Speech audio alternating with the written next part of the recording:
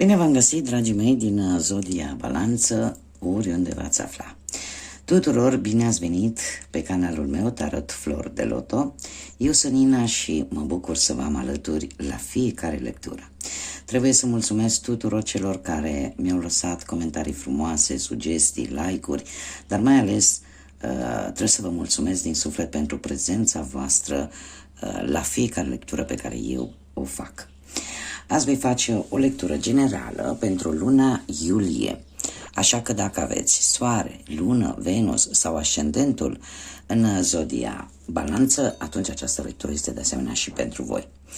Desigur, puteți completa această lectură în cazul în care poate nu vă regăsiți cu vizionarea celorlalte lecturi, care pot reprezenta pentru voi ascendentul, luna sau Venus și de unde voi puteți culege informații care să vă poată ajuta.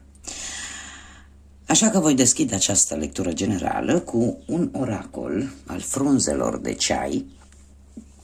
Cei care deja sunt abonați, probabil că își aduc aminte de el. Voi scoate câte o carte pentru fiecare săptămână a lunii iulie. Aici avem luna iulie, o vom pune aici. Și voi începe să scot câte o carte pentru fiecare săptămână. Să vedem ce vine pentru zodia Balanță în luna iulie. Avem prima carte pentru prima săptămână, a doua carte pentru a doua săptămână,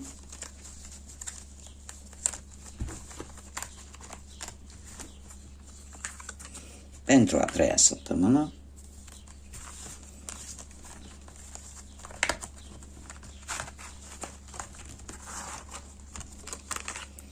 și pentru a patra săptămână. Poate unii dintre voi se vor mira de ce nu arăt cărțile. Sunt 200 de cărți. Mi-ar fi foarte imposibil să le amestec cum o fac în mod normal și chiar autoarea acestui oracol indică faptul că trebuie puse într-un săculeț, iar de aici trebuie extrase. Deci sunt foarte, foarte multe. Sunt 200 de cărți. Bun. Haideți să vedem. Ce vine pentru prima săptămână pentru dragii mei din Balanță? Avem unicornul și se pare că trebuie să-ți folosești intuiția în prima săptămână pentru a avea niște schimbări foarte benefice pentru tine.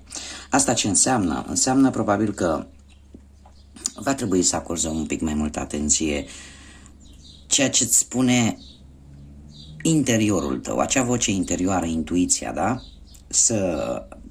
Cumva să fii mai atent, să prestezi mai multă atenție la ce spune această voce interioară, subconștientul tău.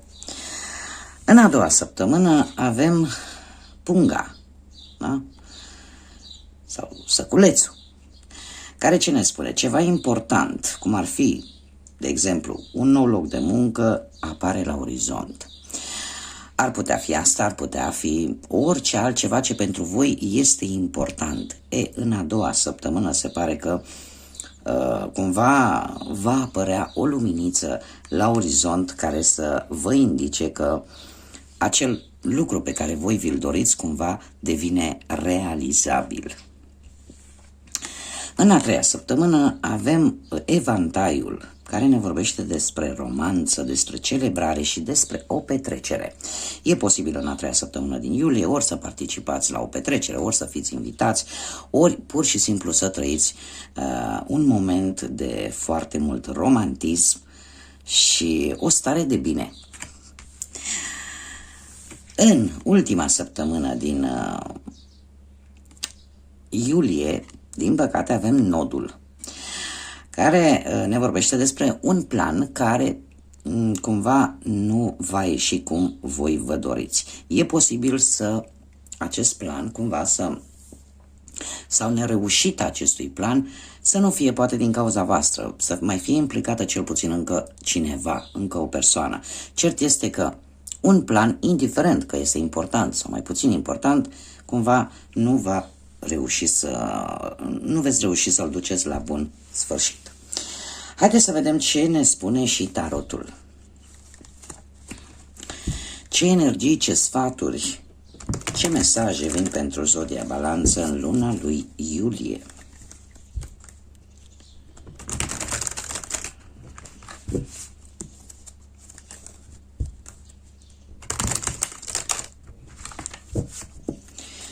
Haideți să vedem.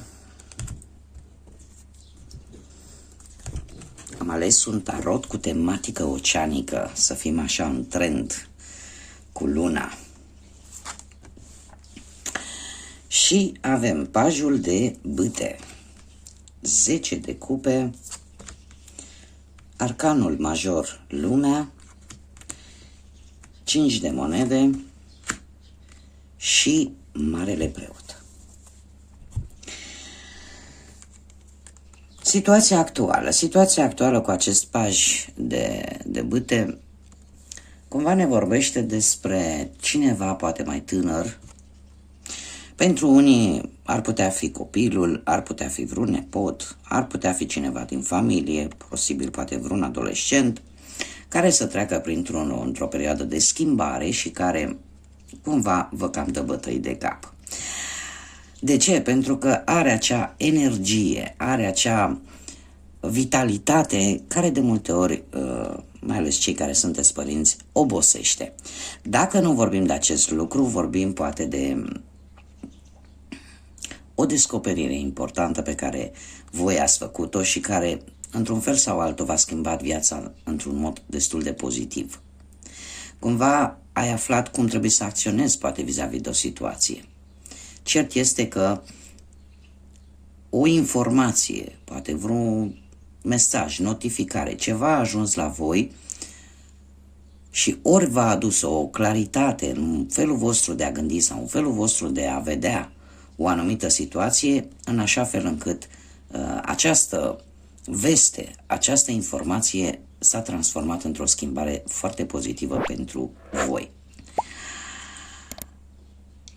Cum de asemenea ne mai poate vorbi, nu știu, poate pe partea asta a muncii, ați căpătat o stabilitate, unii dintre voi, sau chiar dacă au apărut schimbări, sunt schimbări favorabile.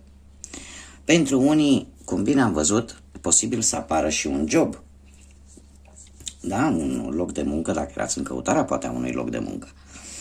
De asemenea, pajul de bâte, dacă vorbim de dragoste, se pare că perechea voastră e posibil să fie avut o veste bună și poate cât de curând plecați într-o călătorie sau ați stabilit să plecați într-o călătorie, poate decât voi doi.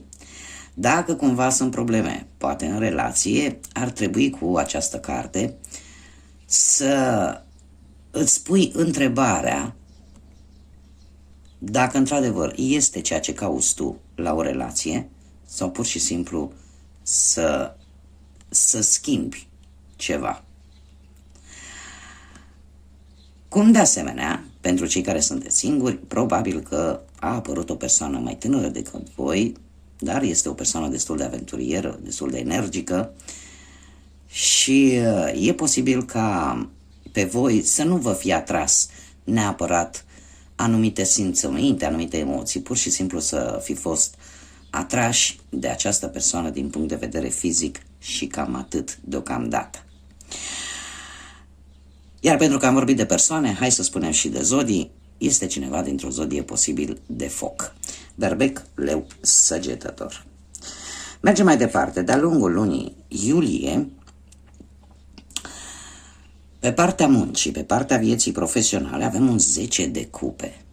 Dragilor, 10 de cupe ne vorbește foarte mult de, cum să zic eu, încrederea pe care o au cei cu care lucrezi, pentru cei care sunteți angajați și de rolul pe care tu îl joci acolo unde îți desfășori activitatea. Se pare că ești un pion destul de important unde lucrezi și probabil e posibil unii dintre voi chiar să aveți funcție de conducere da? Să aveți o responsabilitate destul de mare pe umerii voștri, dar cert este că lumea, colegii de muncă, șefii probabil au încredere în voi și știu că puteți duce la bun sfârșit probabil orice v-ar da de făcut. Pentru cei care sunteți în căutarea unui loc de muncă, de asemenea, se anunță foarte curând găsirea unui job destul de satisfăcător, aș zice, pentru unii dintre voi, în care probabil, nu știu, apare posibilitatea ca atunci când vei găsi acest nou loc de muncă să fie exact poate pe ceea ce știi tu să faci cel mai bine. Te cumva sau, nu știu, te împlinește din punct de vedere emoțional. Pe partea banilor avem arcanul major Lumea, care ne vorbește despre dificultățile care vor dispărea. În sfârșit ceva se încheie. În sfârșit un capitol din punctul ăsta de vedere financiar, economic, se încheie. Mai ales pentru cei care poate în ultima perioadă ați avut probleme poate din punctul ăsta de vedere financiar. Aceste lucruri se vor încheia de-a lungul lunii iulie. Lumea ne vorbește despre încheieri, ne vorbește despre stabilitate, posibil să vină un câștig în urma unei vânzări-cumpărări. Da? Sau poate voi, sau invers, da? Puteți voi să cumpărați ceva de valoare, posibil, dar în mare parte ne vorbește de obținerea unei sume de bani valoroase. Da? Poate, nu știu, veți reuși să găsiți acest job pe care unii dintre voi îl vor obține. Va fi un job poate peste hotare și va fi mai bine plătit. Așa că apare o îmbunătățire, aș zice eu, semnificativă pentru voi, dragilor. Cu dragostea, haideți să vedem cum stați cu dragostea. Avem un 5 de monede. Cum este și în viață, nu le poți avea pe toate. 5 de monede pe partea dragostei, în schimb, ne spune că unii dintre voi se simt destul de singuri sau cumva posibil ca perechea voastră, pentru cei care sunteți într-o relație, cumva nu vă tratează așa cum meritați. Și acest arcan minor, 5-ul de monede, îți sugerează că poate ar trebui să evaluezi mai bine situația și să vezi dacă există o modalitate, o soluție ca relația să funcționeze într-o manieră, cum să zic eu, mai bună, mai cum ar trebui. Pentru cei singuri, în schimb, posibil ca unii dintre voi care sunteți singuri să fi pus ochii pe cineva, dar cumva, nu știu, ori poate acea persoană nu-ți corespunde, nu-ți răspunde, poate. Ar trebui de asemenea să vă puneți întrebarea dacă nu cumva vă pierdeți timpul cu cineva care cumva posibil să nu aibă niciun interes către voi. Într-adevăr, nu este o carte pozitivă, dar, cum am mai spus, în viață se întâmplă, nu le putem avea pe toate. Asta nu înseamnă că nu se pot găsi răspunsuri. Da? Iar acest 5 de monede eu l-aș lega foarte mult cu acest nod din ultima săptămână din iulie, cu acel plan care nu vă iese cum voi v-ați dori, pentru că dacă, mai ales pentru cei care sunteți singuri și vreți, vă place de cineva, iar acel cineva nu vă corespunde, nu simte același lucru, nu este reciproc, atunci automat nu apare acest plan care cumva fracasează. Sfatul cărților, avem Marele Preot.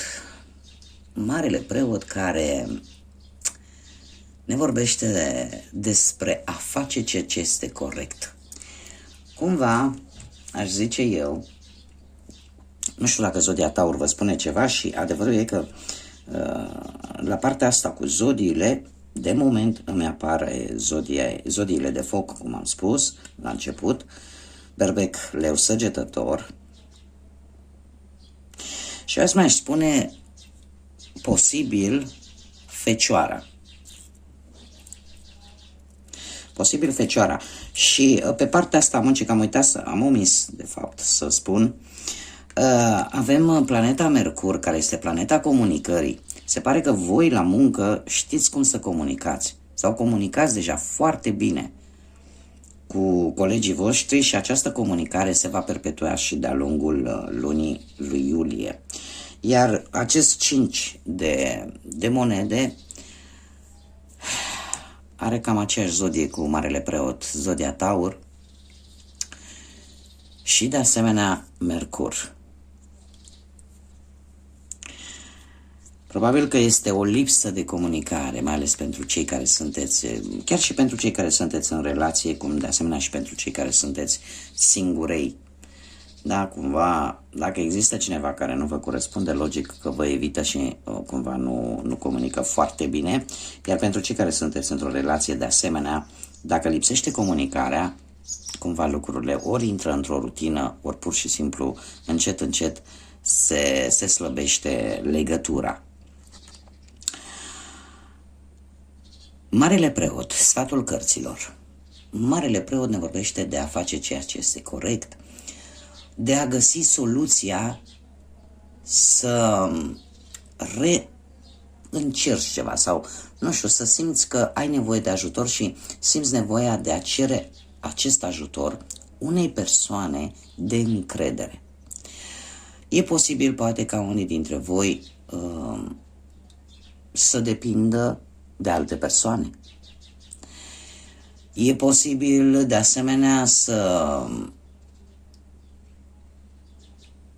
cumva, aș zice eu, cred că cea mai bună variantă, mai ales pentru cei care sunteți într-o relație, poate ar trebui să vă reîntoarceți la origini. Și poate ar trebui să nu vă pierdeți credința, să nu vă pierdeți încrederea.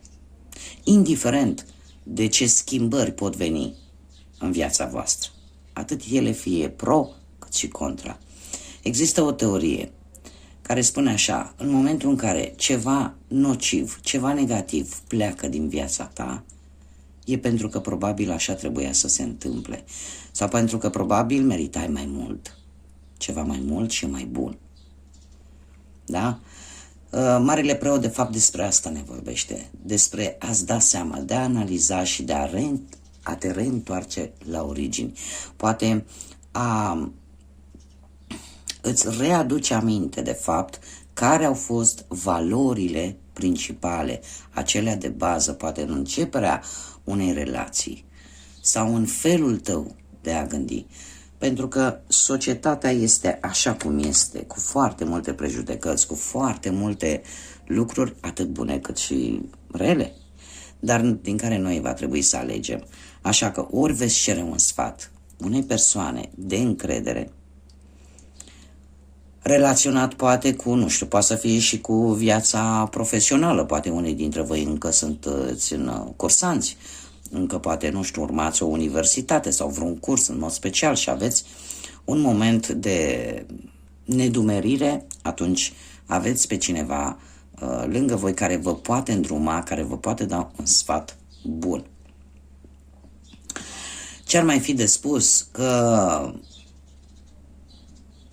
pentru unii dintre voi, luna lui iulie poate veni cu o nouă relație, dar bazată pe principii tradiționale. Alea de care fuge tineretul foarte tare. Cu toate că sunt și tineri care încă mai păstrează acele valori tradiționale, cei care au deja poate jumătate de secol și un pic mai puțin, știu că existau niște reguli nescrise pe care le respectam și atunci când vorbeam despre relațiile interumane și despre relațiile de dragoste și exista așa niște reguli care, chiar dacă nu erau scrise, ele aveau importanța lor și ne construia pe noi ca și oameni. Haideți să vedem ce număr angelic am pentru voi, dragilor, din Balanță. Un număr angelic pentru zodia Balanță, te rog. Ce număr este important pentru voi în această lună? Și avem chiar două numere, avem numărul 15. Posibil data de 15 iulie să aibă o importanță pentru voi, sau poate unii dintre voi chiar sunteți născuți într-o zi de 15, independent sau indiferent de lună.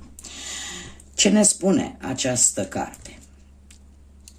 Această carte ne spune în felul următor: dragostea pentru ceilalți este puternică și ești capabilă să împarți acest har de amabilitate prin toate părțile.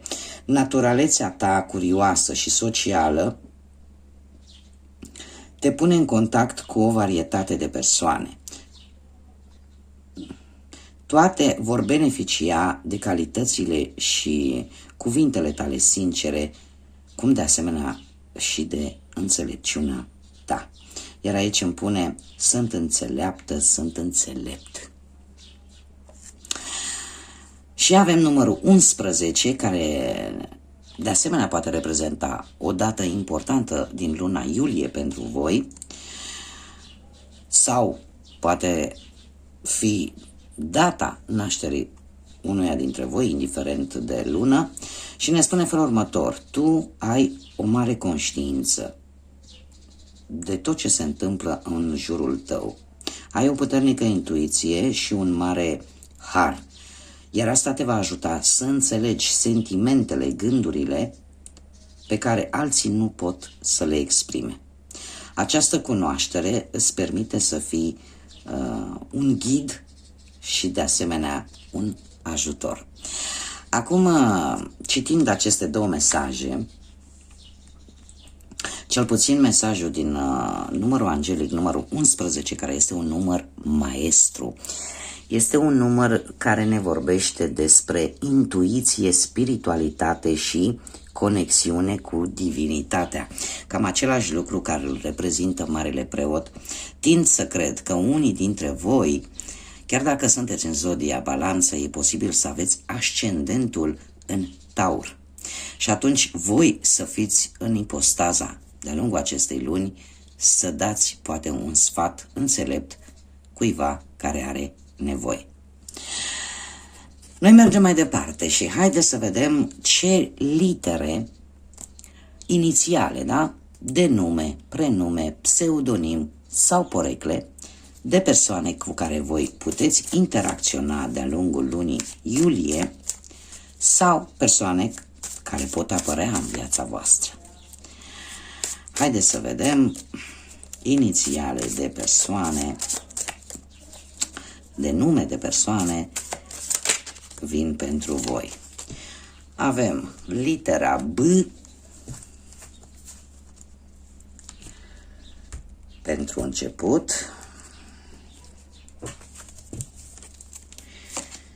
litera J, litera L, litera B,